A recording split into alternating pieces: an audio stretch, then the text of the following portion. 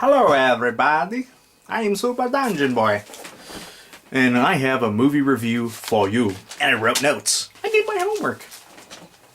Okay, so this movie is going to be a review on, what the hell did I just say? I'm going to leave that in, that was a blooper. What the hell did I just say? Let's start that over. This is a movie review, and we have Last Vegas. Not Lost, Last, like it's your last time. Last Vegas is a family version of The Hangover. It's pretty much that simple. However, I thought this movie was better than Hangover 3, which it was. And pretty much here's the whole rundown. Four best friends are all going to go to Vegas, and they're throwing a bachelor party for one of the four friends. I don't recall which character exactly. In the movie, it has Robert De Niro, Morgan Freeman, Michael Douglas, and Calvin Klein, all in one epic film. There's a few other actors, but those are the top-notch name actors. Every single one of them had their own character, their own, I guess you'd say, own mission of what they want to do in Vegas. Their own style, I guess you want to say. One is going to be a high roller. The other one's going to be... by the way, this is spoilers all the way. I'm sorry. Sorry about that. The other ones are, you know, the best the best man. The other one's, you know, trying to find love in Vegas.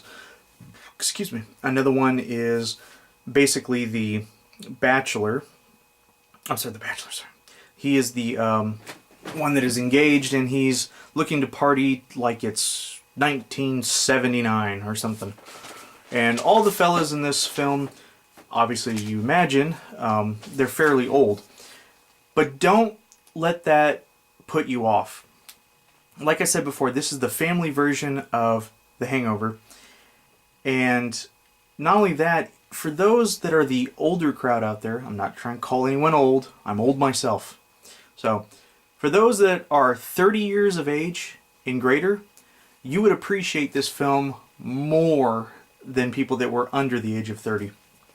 The reason being is because you grew up with these great actors, and you know things from the past. Like, if they were going to mention something, just an example, if somebody was going to make a comment about, say if like they're trying to fit a CD into a CD player, or a DVD into a DVD player, and they would say, well, where's the rewind button? You know, is this thing like beta?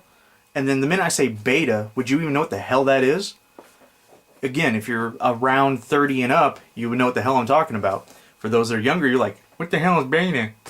Or if I say, 8-track, would you know what that is? So, I rest my point. Anyways, so it is the older folks version of The Hangover. They do mostly just about as craziness as Hangover 1 did. Hangover 2 was its own thing. Hangover 3 just sucked. Watch my video on Hangover 3 sucks and you'll find out why. But so all in all, great film. Let's see what else I got here in the notes. They're basically going to party like it's 19. Yeah, I already said that. Like they're going to party for the last time in Las Vegas and pretty much paint the town red and get drunk, hoot and holler at women and whatnot. It's fun, funny, and a very different point of view for the older crowd, the way they perceive Vegas. So, it's kind of like, for those that want to understand, if you're a little younger out there and you're like, what's so great about this? Imagine if your grandfather, I'm talking to the young crowd, imagine if your grandfather went to Las Vegas and he got like a hall pass to just act a fool and drink and do whatever he wanted to do with his best of friends, and they're going to just go to Vegas. And you know that old saying, what happens in Vegas stays in Vegas. So that gives you the premise of what's going on. Jesus, this thing's chock full of bloopers, isn't it? I leave them in. I'm sorry. Life is uncensored, folks, and I just leave it in. That, and I'm too lazy to censor or edit anything. But I really enjoyed this film. I would definitely recommend you rent it. I would definitely think that you should go see it. I definitely think that you should even give it as a gift or buy it yourself.